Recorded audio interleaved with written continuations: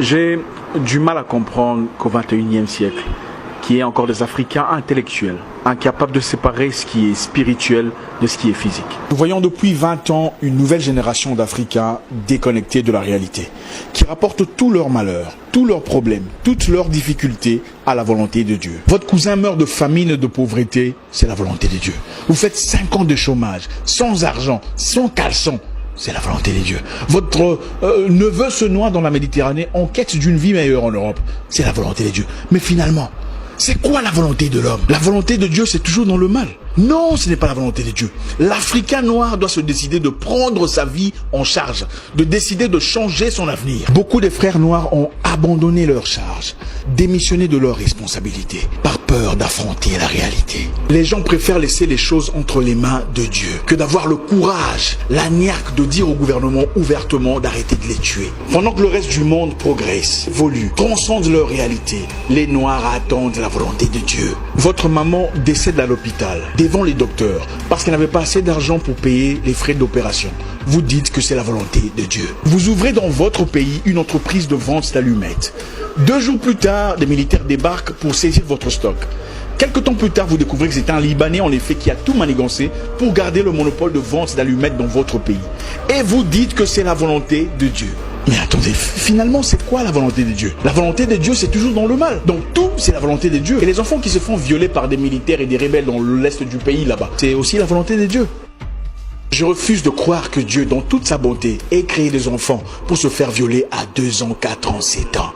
Les Noirs, arrêtons d'être lâches. La condition de peine, de crise, de douleur, de haine n'est pas normale. Dieu ne t'a pas créé pour te voir souffrir. Les Noirs, prenons courage. Je veux que tu prospères à tous égards comme prospère l'état de ton âme. C'est ça la promesse. Cette mentalité où il faut tout prendre et mettre ça dans le même panier, soi-disant que c'est la volonté de Dieu, est une mentalité des froussards, des trouillards, des peureux, des gens démissionnaires, incapables d'assumer leurs choix, incapables de prendre en main leur destinée.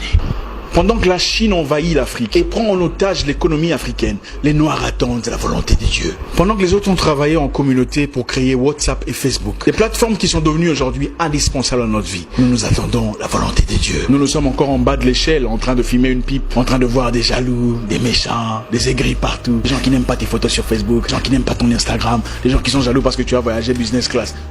Il est temps de mettre hors business tous ces pasteurs qui vous prêchent la haine entre vous. La haine contre votre famille, vos cousins, vos amis. Vous n'avez plus de gens avec qui coopérer, plus de correspondants. Personne n'est à votre côté parce que vous êtes ostracisés, mis à l'écart. Toujours votre tante est méchante. Vos cousins sont des sorciers. Votre nièce veut votre peau. Finalement, personne ne nous prêche la... Qui sera la monstre de l'Afrique aujourd'hui pour nous prêcher la positivité, le courage, la bravoure? Qui sera celui-là qui se lèvera comme dans le temps pour guider le peuple contre ses ennemis? On viole votre mère, vous laissez ça entre les mains de Dieu. On tabasse ton père, c'est la volonté de Dieu. Finalement, vous servez à quoi? Dieu nous a-t-il créés seulement pour souffrir? Nous agenouiller chaque jour et pleurer notre peine. Ah papa, s'il te plaît, il n'y a pas d'argent, il n'y a pas à manger, les enfants sont malades. Non, ce n'est pas intéressant. Depuis 20 ans, vous priez pour les mêmes problèmes, les mêmes difficultés, les mêmes manques d'argent, les mêmes difficultés de santé, les mêmes problèmes socio-économiques. Ce n'est pas intéressant. Vous passez des nuits à lier des mêmes démons, les mêmes sorciers, les mêmes charlatans, les mêmes esprits de vagabondage, les mêmes esprits de Nabucodonosor. L'Africain doit se battre. Il doit apprendre à se battre et prendre charge de son destin. Dieu descend-il du ciel pour laver vos aisselles? Dieu descend-il du ciel pour brosser vos dents les matins?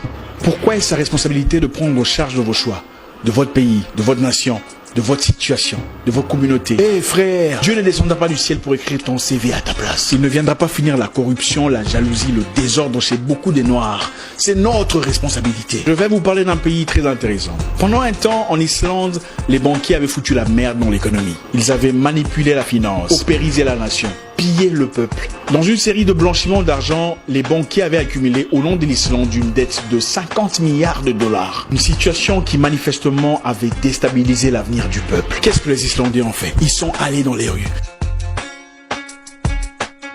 Ils ont jeté en prison les banquiers pour 75 années de prison et annulé la dette.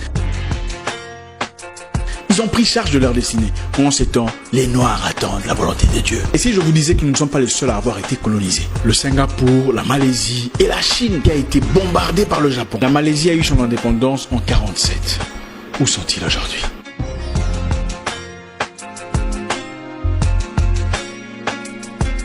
Non, l'argent que vous cherchez ne viendra pas seulement de la prière. Sinon, vos pasteurs ne vous demanderaient pas de cotisation pour construire leurs églises. Ça aurait été facile, n'est-ce pas? Ils entreraient seulement dans la chambre et faire une prière et dire « Dieu, j'ai besoin d'argent » et directement l'argent apparaît. Ça aurait été génial, n'est-ce pas? Les païens, les perdus, les idolâtres créent le téléphone avec lequel vous me voyez aujourd'hui, avec lequel vous faites des transferts PayPal à votre église en cotisation.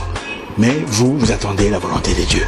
La Chine est actuellement en train de faire des recettes massives. Elle produit 95% des sièges en plastique que vous voyez dans des églises. Les chaises où c'est écrit Jésus-Christ derrière. Il y a Jésus-Christ en Chine. Les Chinois ne sont pas chrétiens, mais la vente est destinée aux Noirs. Parce que les Noirs sont incapables de produire. Pendant ce temps, sur le même siège en plastique venant de la Chine, avec le nom de Jésus labellé derrière, certains pasteurs se dénoncent mutuellement qui est sorcier, qui a commencé le ministère avant l'autre, Africains endormis, perdus, désorientés. Arrêtez! Dieu ne descendra pas du ciel pour vous envoyer un mari parfait, emballé comme un cadeau de Noël. Il vous a déjà donné l'intelligence, la sagesse, de savoir choisir, de savoir percevoir, de voir entre les lignes. Vous sortez avec 17 personnes différentes et aucune de ces relations ne marche. Et puis vous dites que c'est Dieu qui n'a pas voulu. C'est faux, c'est vous qui êtes légère. Dieu a aussi interdit les flirts, les activités sexuelles avant le mariage. Ça n'était pas la volonté de Dieu. Arrêtons de vivre dans l'hypocrisie. Prenons charge de nos vies. Prenons charge de notre avenir. Finalement, personne ne nous prêche la... Qui sera la monstre de l'Afrique aujourd'hui pour nous prêcher la positivité, le courage, la bravoure? Qui sera celui-là qui se lèvera? Vous passez des nuits et des nuits à lier les mêmes démons, les mêmes sorciers, les mêmes charlatans, les mêmes esprits de vagabondage, les mêmes esprits de Nabucodonosor. L'Africain doit se battre. Priez pour le salut de votre âme, mais soyons assez braves pour faire face à la réalité.